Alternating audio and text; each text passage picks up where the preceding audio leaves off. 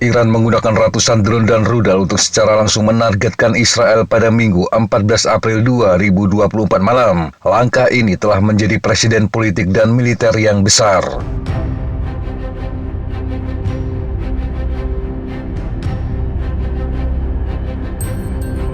Ini adalah serangan pesawat tak berawak terbesar yang pernah dilakukan oleh negara manapun. Dan ini adalah pertama kalinya Iran menyerang Israel secara langsung setelah hampir setengah abad menjadi musuh bebuyutan. Apa yang selama ini dikenal sebagai perang dalam bayangan telah dibawa ke dunia nyata.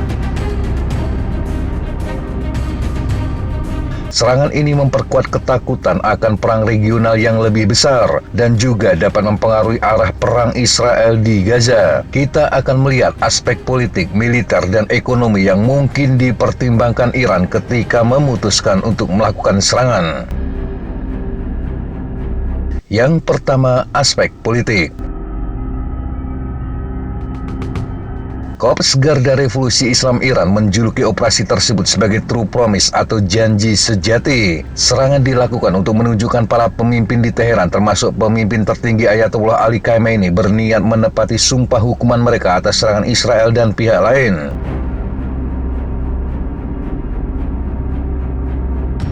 Serangan tersebut merupakan respon terhadap serangan Israel pada 1 April terhadap konsulat Iran di Damaskus. Serangan mengakibatkan 7 anggota Korps Garda Revolusi Islam Iran meninggal dunia, termasuk 2 jenderal yang bertugas memimpin operasi di Suriah dan Lebanon.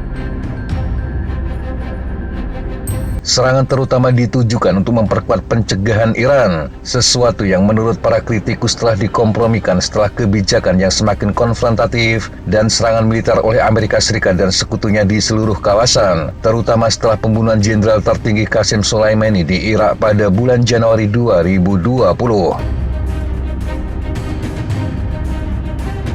Para pejabat Iran tampaknya juga telah menerapkan kesabaran strategis, terutama setelah pembunuhan Rasim Mousavi pada akhir Desember 2023. Komandan penting Korps Garda Revolusi Islam Iran di Suriah ini meninggal dalam serangan udara Israel di tengah dampak perang di Gaza. Kelambanan serangan tingkat rendah atau puas dengan tindakan militer melalui proksi akan dipandang sebagai hal yang terlalu merugikan Iran, baik itu di dalam maupun di luar negeri.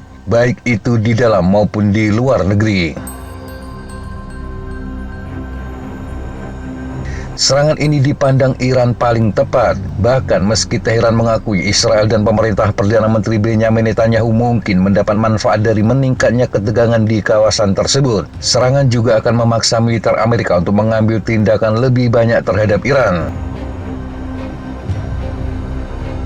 Di sisi lain, serangan-serangan Iran yang belum pernah terjadi sebelumnya ini mungkin telah mengalihkan perhatian dunia dari apa yang terjadi di Gaza. Namun serangan-serangan itu dapat diterjemahkan menjadi keuntungan soft power bagi Iran di dunia muslim dalam jangka panjang jika dibandingkan dengan kekuatan regional lainnya.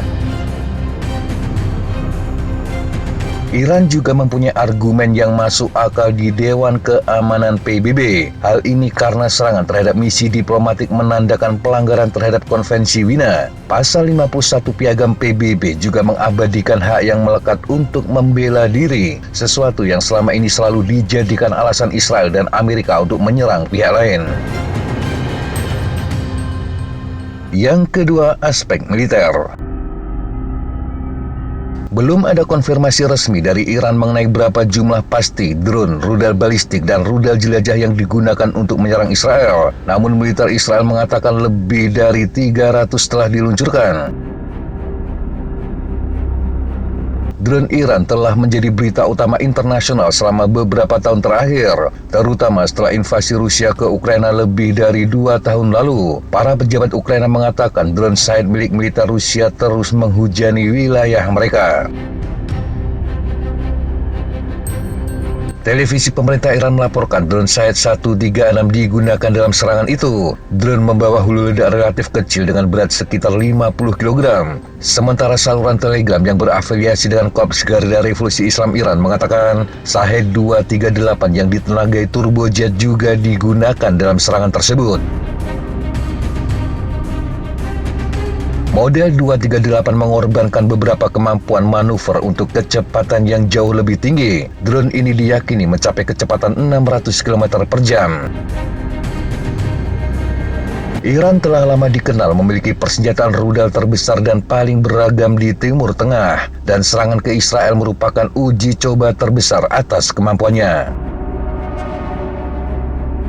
Televisi pemerintah Iran mengatakan rudal balistik jarak jauh Emad dan rudal jelajah Paveh digunakan untuk menyerang Israel. Dalam latihan militer skala besar bulan Februari 2024 lalu, Garda Revolusi Islam Iran menggunakan rudal Emad dalam simulasi serangan terhadap pangkalan udara di Israel. Dalam latihan itu, Iran juga meluncurkan rudal balistik Dezful dari kapal perang mereka. Sebuah rudal balistik hipersonik yang secara teori dapat tiba di Israel hanya dalam waktu 7 menit. Namun tidak ada indikasi rudal itu digunakan dalam serangan Minggu pagi.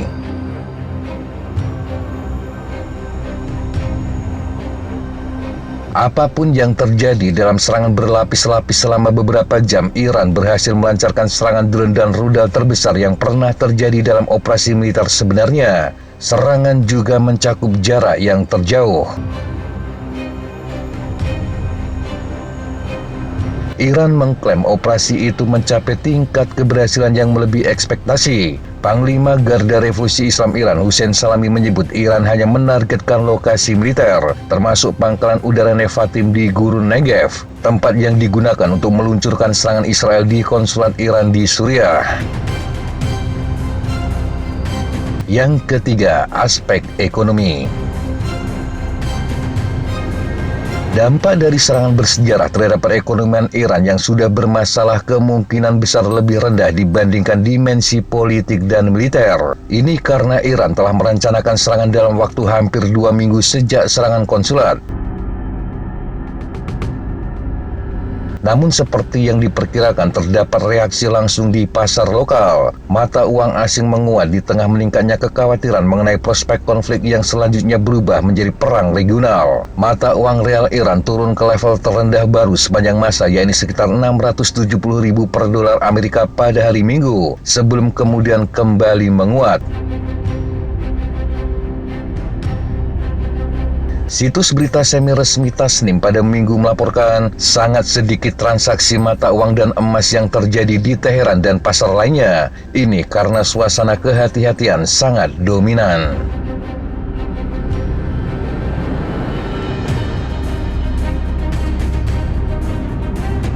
Demikian sahabat Jatapa informasi yang bisa kita sampaikan untuk kesempatan kali ini. Sampai jumpa di kesempatan yang berbeda. Tetap semangat dan jaga kesehatan. Salam Fly Like an Eagle, Fight Like a Falcon.